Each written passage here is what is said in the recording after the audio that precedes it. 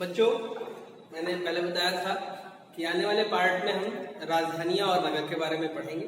तो आइए हम लोग पढ़ना शुरू करते हैं अपना अगला टॉपिक राजधानियां और नगर, जो कि मुगल काल से संबंधित है। तो इसमें क्या होता है, हमें पढ़ना है राजधानी और दरबार। नगर नहीं था, हमारा टॉपिक था राजधानी और दरबार। तो राजधानी नगर, सबसे पहले हम इसमें आएंगे।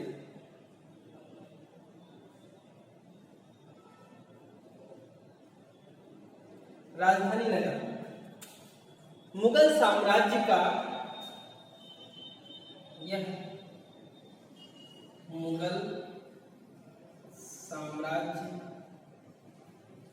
का हृदय स्थल होता था।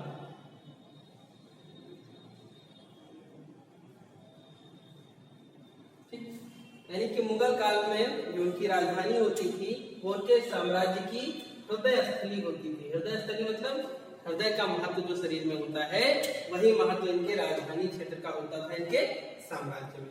ठीक, ये कौन सा स्थान होता था जहां दरबार लगता था। ठीक, जहां पर दरबार लगता था वो होती थी इनकी राजधानी स्थली, और वो इनके साम्राज्य में हृदय का काम करता था। ठीक, इतना महत्वपूर्ण होता था कि वो हृदय की भांति महत्वपूर्ण होता। 16वीं 17वीं शताब्दी में, 16वीं और 17वीं सदी में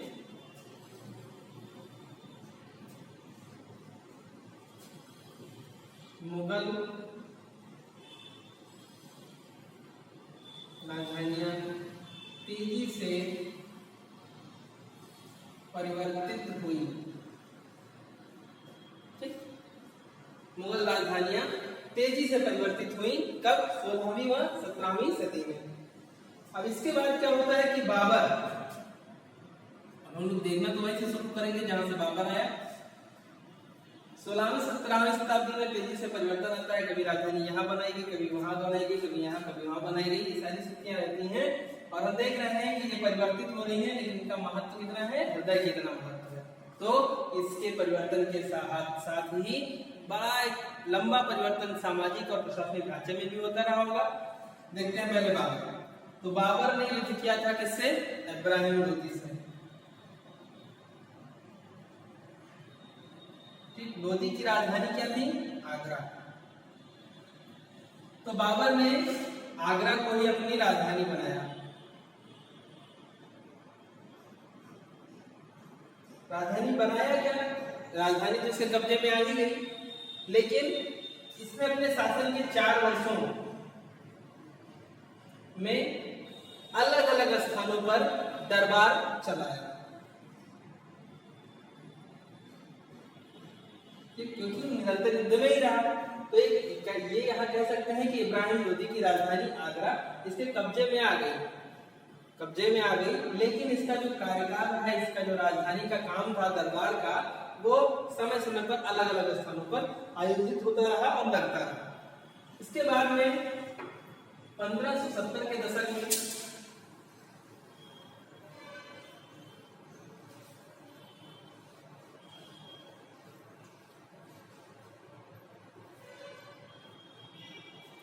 अकबर ने 1570 के आसपास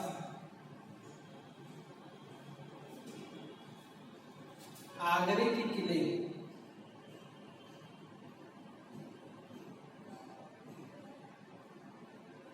का निर्माण करवाया। आगरे के किले का निर्माण करवाया अकबर ने।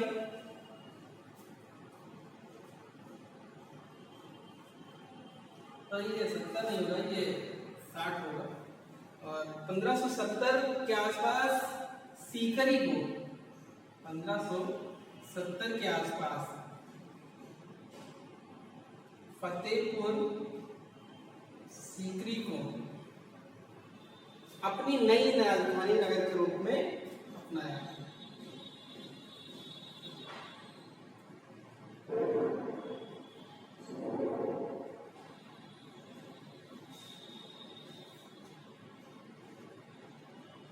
बनाया। अब इसका जो कारण बताया जाता है कि फतेहपुर सीकरी को इसने क्यों अपनी राजधानी बनाया था, उसका कारण ये था कि ये जो फतेहपुर सीकरी है वो ख्वाजा मोइनुद्दीन चिश्ती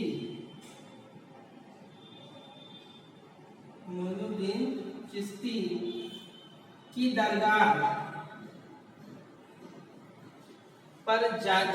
पर जाने वाले रास्ते पर पड़ती है। ये फतेहपुर सीकरी जो है ख्वाजा मोइनुद्दीन चिश्ती की दरगाह को जाने का रास्ता है उस पर पड़ता था, और इसीलिए हो सकता है इसको इन्होंने राजधानी बनाया हो, ऐसा इतिहासकार मानते हैं।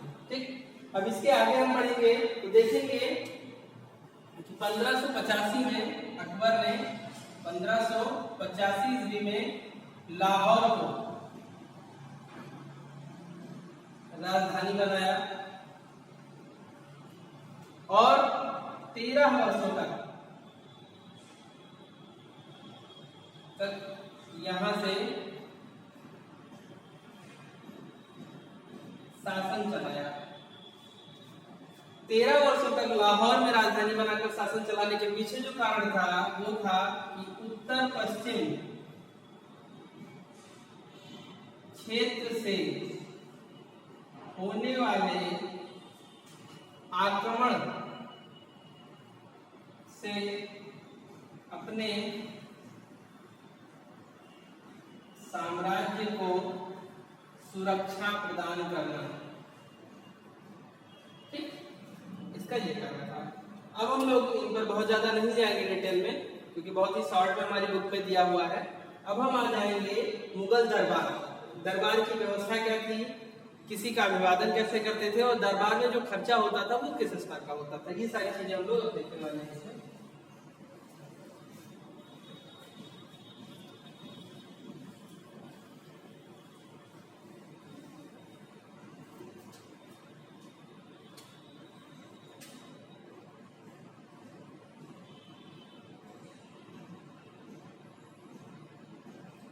मुगल दरबार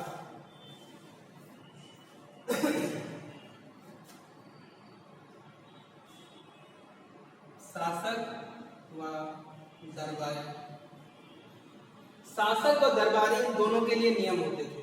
शासक एक बार बैठ जाने के बाद सिंहासन पर बैठ जाने के बाद अपने निश्चित समय से पूर्व नहीं जा सकता था।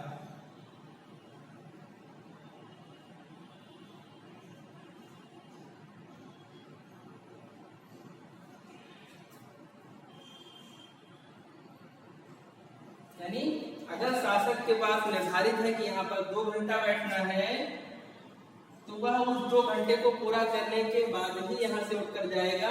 बीच में कोई विषम परिस्थिति आ जाए उसकी बात अलग है, बाकी सामान्य परिस्थितियों में वो नहीं जाएगा, वो वहां पर बैठा रहेगा।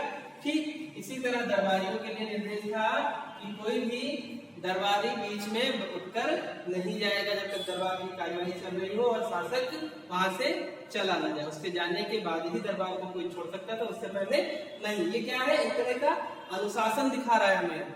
दरबार का अनुशासन हमें पता चलता है कि किस तरह से एक अनुशासित तरीके से सभी लोग वहां पर बैठते थे। और इन सभी के बीच, दरबारी व शासक के बीच, दरबारियों में आपस में संबंध, इन सभी के बीच एक निश्चित शिष्टाचार का पालन किया जाता था।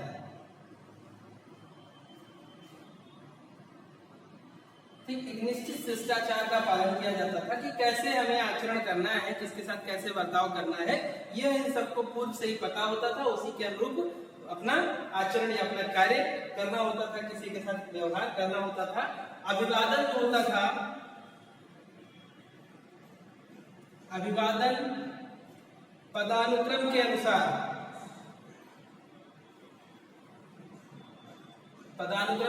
होता था। जो ज्यादा वरिष्ठ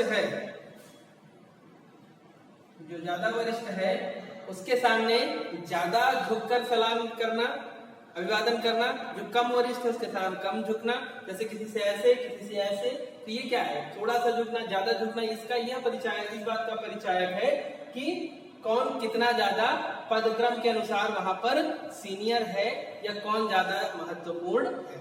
ठीक, यह पता चलता है। अब इसी शिष्टाचार में हमें एक दूत आया था जेम्स प्रथम का, जिसका नाम था टॉमस रो। उसको देखेंगे कि उसने कैसा शिष्टाचार किया था। तो अभिवादन का ये तरीका होता था, और इसी अभिवादन के तरीके में ईरानी प्रथा का भी एक तरीका था। ईरानी प्रथा का तरीका अपनाया जाता था। इसमें क्या होता था कि आप दोनों हाथ ऐसे बांधकर पेट के बल लेटकर जमीन को चूमना होता था। उस जमीन को चूमकर क्या होता था, एक तरह का अभिवादन होता था। ये ईरानी प्रथा का था। अब हम लोग आते हैं, एक अंग्रेज जो आता है जहांगीर के दरबार में, जिसको भेजता है टॉमस रो।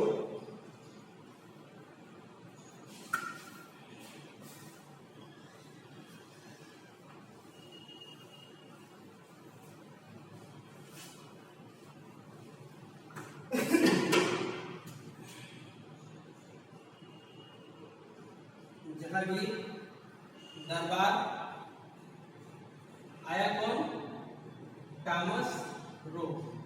भेजा किसने, जेम्स फर्स्ट ने। यह जब इनके दरबार में आता है तो थोड़ा सा झुककर अभिवादन करता है।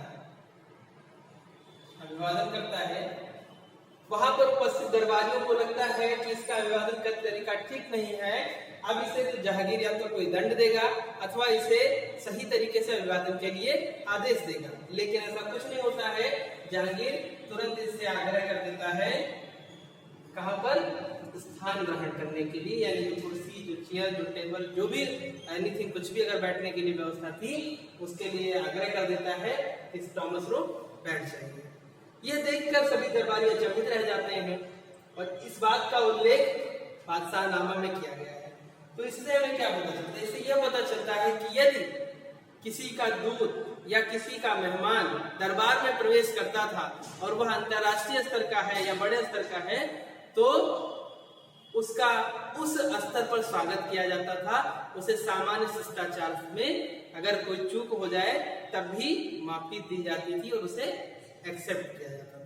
ठीक, ये हमें यहाँ से पता चलता है। अब इसके बाद हम एक चीज देखेंगे कि झरोखा दर्शन। प्रश्न आ जाता है कि झरोखा दर्शन से आप क्या समझते हैं। तो ये मुगल दरबार पढ़ रहे हैं, और मुगल दरबार का ही एक पार्ट था। ये तो अभी हमने अभिवादन का देख लिया, दरबार में बैठने उठने का सलीका देख लिया। अब हम लोग देख रहे हैं कि झरोखा दर्शन क्या होता था, और उसके बाद एक पॉइंट हमको मिलेगा जिसमें हमने देखा है कि विवाह पर किस तरह के खर्चे किए जाते थे शाही परिवारों में। तो इन दोनों पॉइंट्स को हम लोग अभी देखेंगे। तो दरबार में झरोखा दर्शन क्या होता था, ये देखिए पहले।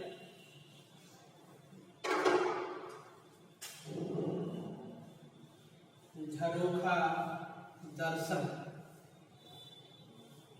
दोनों चीजें समझ में आ रही। झरोखा मतलब किसी पॉइंट्स की बात, किसी पॉइंट की बात हो रही है, किसी खिड़की की बात हो रही है। दर्शन मतलब दिखाने की बात हो रही है। झरोखा दर्शन कौन देता था, शासक देता था। यानी कि इस बात से स्पष्ट हो जाता है कि शासक कोई ऐसी खिड़की रही होगी जहां पर आके सबको दर्शन देता रहा होगा। ठीक, सब उसको देखते रहे होंगे जहां से।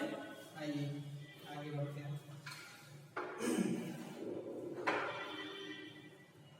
शासक,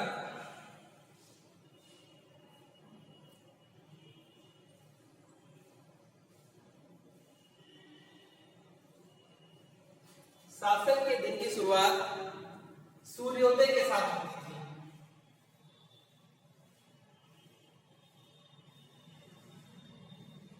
सूर्योदय के साथ होती थी, जैसे सूर्य का उदय होता था उसी के साथ शासक की दिनचर्या की शुरुआत हो जाती थी। वह स्नान आदि से निवृत्त होकर पूर्व की ओर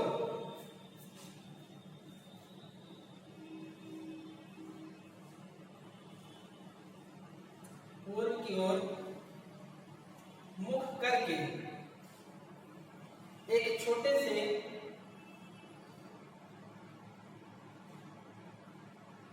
झरोखे के पास जाकर बैठ जाता था। ठीक, छत पर होता था, बालकनी टाइप का, उसमें क्या होता था, जाके आदमी बैठ जाता था, शासक बैठ जाता था, छोटी सी खिड़की होती थी जिस पर वो बैठा हुआ होता था। अब वहां पर उस खिड़की के नीचे व्यापारी, सैनिक, किसान, शिल्पकार एटसेट्रा आदि नीचे खड़े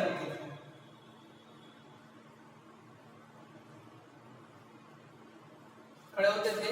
जो शासक के चेहरे को देखकर, जो शासक के दर्शन के साथ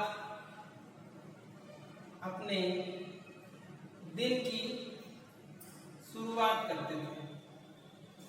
यानी शासक सूर्योदय के साथ अपने दिन का श्री गणेश अवतार शुरुआत करता है और व्यापारी, सैनिक, किसान, शिल्पकार यानी साम्राज्य में रहने वाले विभिन्न कार्यों में लगे हुए विभिन्न वर्गों के लोग शासक को देखकर अपने दिन की शुरुआत करते हैं। समझ में आ रहा है? शासक को देखकर दिन की शुरुआत करते हैं।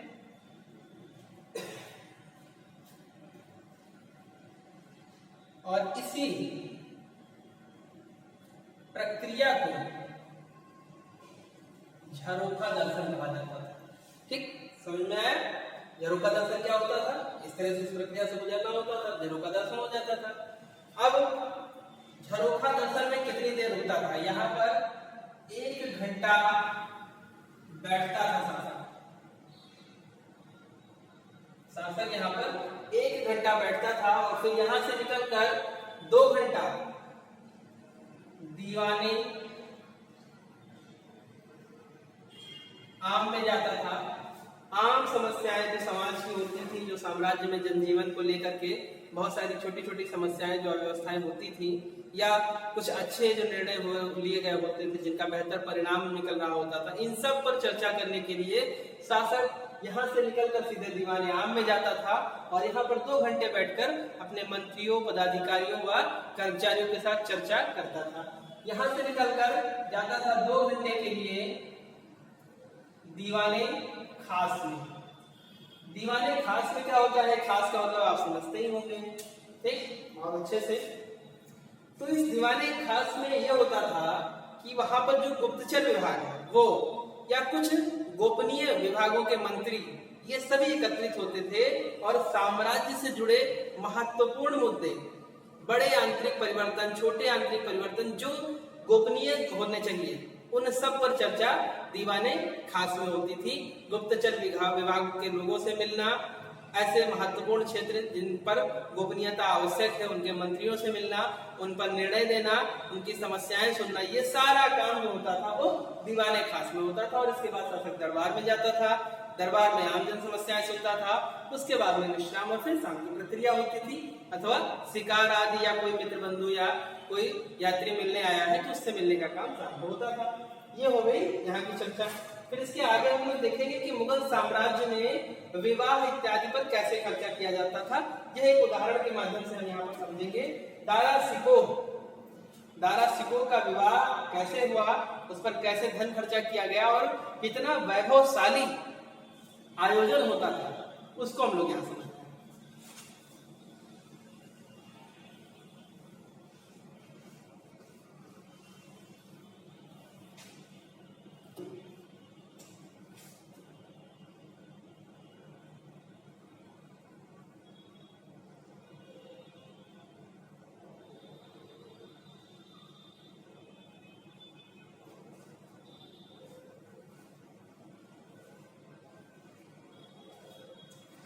ठीक है, मुगल कालीन शाही विवाह ये कैसे होता था, इस पर हम लोग चर्चा कर रहे हैं।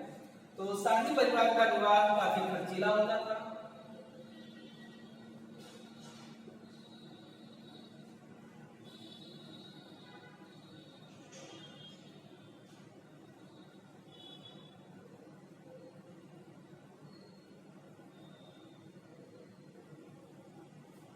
शाही परिवार का जो विवाह होता था वो काफी खर्चीला होता था। 1633 ईस्वी में दारा शिकोह का विवाह हुआ।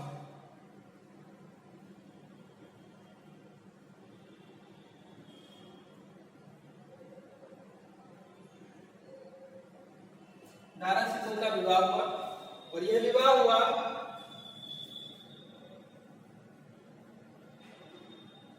नादिरा से। नादिरा कौन थी? ये थी राजकुमार, ये भी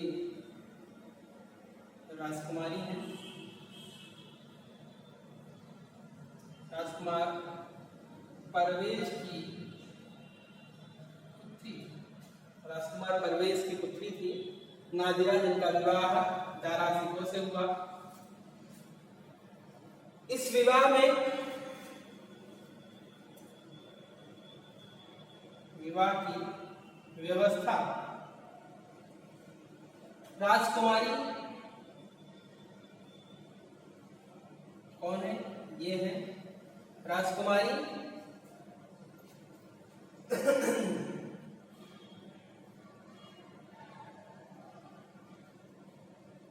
राजकुमारी जहांआरा। ठीक, ये नादिरा के विवाह की बात हो रही। नादिरा के विवाह में राजकुमारी, ये भी राजकुमारी थी, राजकुमारी जहांआरा और दिवंगत महारानी, दिवंगत महारानी मुमताज महल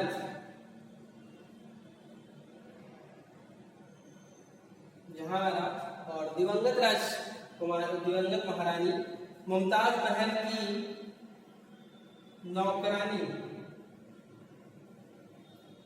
नाम था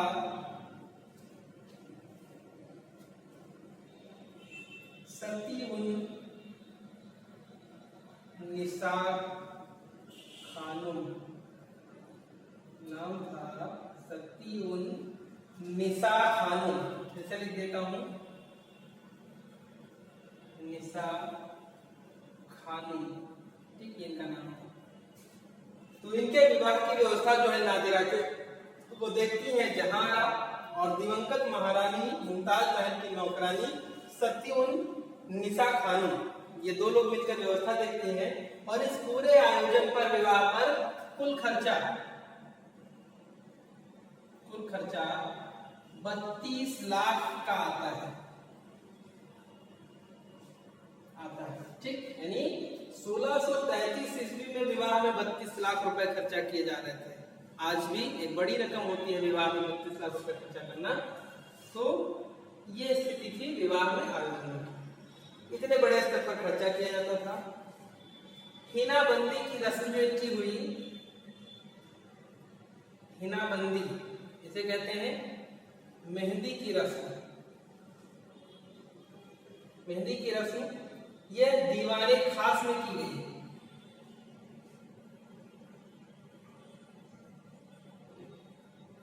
दीवाने खास में की गई, यानी कि इनका आयोजन इतना भव्य था, इतने बड़े स्तर पर था कि छोटी मोटी जगह पर आयोजन नहीं किया जाना संभव नहीं था।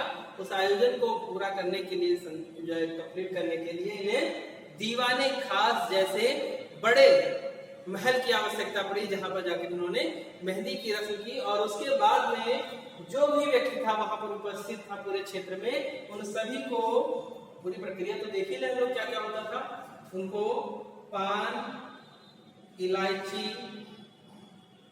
व मेवे बांटे गए,